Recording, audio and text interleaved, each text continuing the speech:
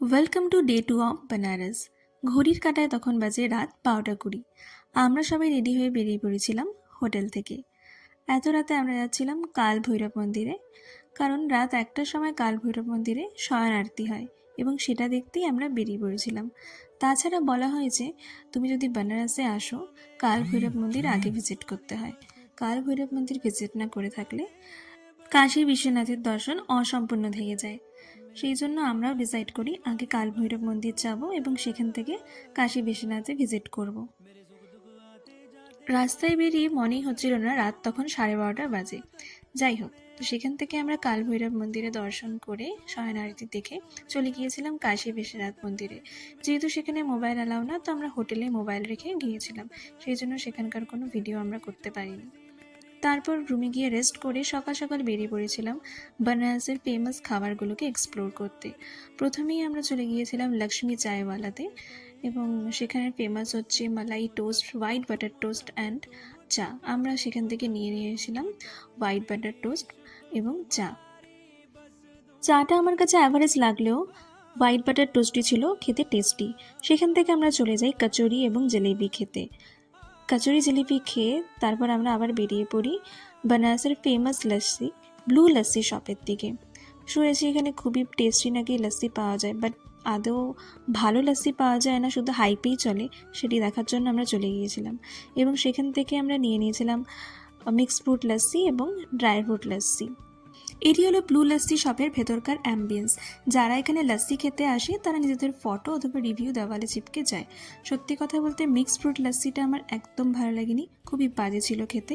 তারপর ট্রাই করেছিলাম dry fruit lassi, যেটি খেতে ভালো ছিল। রেকমেন্ড করলে একমাত্র এটি খাওয়া যায়। हम हैं काशी विश्वनाथ टेम्पल के 4 नंबर गेट पे और हम तीनों सवार चल रहे हैं एक रिक्शे पे, क्योंकि रिक्शे का तंगी चल रहा है, मिल तो नहीं रहा है। तो हम एक ही रिक्शे में 3 लोग सवार हो रहे हैं और मुझे जगह नहीं मिला है, तो मैं अभी गोदी में बैठ के जा रहा हूँ, ठीक है ना। तो आप देखिए काफ़ी भीड़ लगा हुआ है। अंकल जी हमें लेके चल रहे हैं।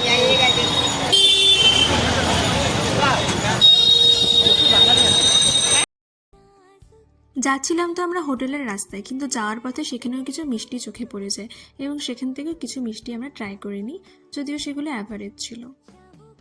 তারপরে আমরা চলে গিয়েছিলাম কাশী করিডরে। কাশী করিডর এমন একটি জায়গা যেখানে তুমি মোবাইল নিয়ে ঢুকতে পারো কাশী বিশ্বনাথ মন্দির দর্শনের জন্য। হ্যাঁ, যদিও ভেতরে পুরোটা নিয়ে যেতে দেয় না, কিন্তু কিছুটা বাইরে গেট অবধি নিয়ে যেতে পারো এবং সেখান থেকে তোমরা ফটোও তুলতে পারবে। কিন্তু আদার্স কোনো গেট দিয়ে ঢুকলে কিন্তু তোমরা কখনোই ফটো তুলতে পারবে না মন্দিরের। কাশী করিডোরের পাশে ছিল মণিকর্ণিকা ঘাট এবং আমরা চলে গিয়েছিলাম সেখান থেকে মণিকর্ণিকা ঘাটে। এটি হলো বেনারসের সেই ঘাট যেখানকার চিতার আগুন কখনো নেবে না। সেখানে কিছুক্ষণ টাইম কাটানোর পর আমরা চলে গিয়েছিলাম আমাদের হোটেলে। হোটেলে এসে কিছুক্ষণ উনো খেলে রেস্ট নিয়ে আমরা আবার বেরিয়ে পড়েছিলাম সন্ধেবেলা কাশী করিডোরে। সেখানে কিছুক্ষণ সময় কাটানোর পর আবার বেরিয়ে পড়েছিলাম বেনারসের খাবার দাবার এক্সপ্লোর করতে। অলিগুলি ঘুরতে চোখে পড়ে গেল মালাই পুরি, যেটি ট্রাই না করলেই নয়। তারপর আমরা কাশী চাট ভান্ডার থেকে অনেক রকম চাট ট্রাই করেছিলাম, যেটির মধ্যে সবথেকে আমাদের ভালো লেগেছে পালক পাত্তা চাট। কাশী চাট ভান্ডারের অপোজিটের একটি দোকান থেকে আমরা ট্রাই করে নিয়েছিলাম মালাই কুলফি। কয়েকটি দোকানে বেনারসি শাড়ি দেখে দশাশ্বমেধ ঘাটে চলে গেলাম এবং যাওয়ার পথে ট্রাই করে নিলাম বেনারসি পান, এবং ঘাটে গিয়ে দেখি এক দাদা খুব দারুণ বাঁশি বাজাচ্ছেন। তো এখানেই শেষ হচ্ছে আমাদের বেনারসের ডে 2।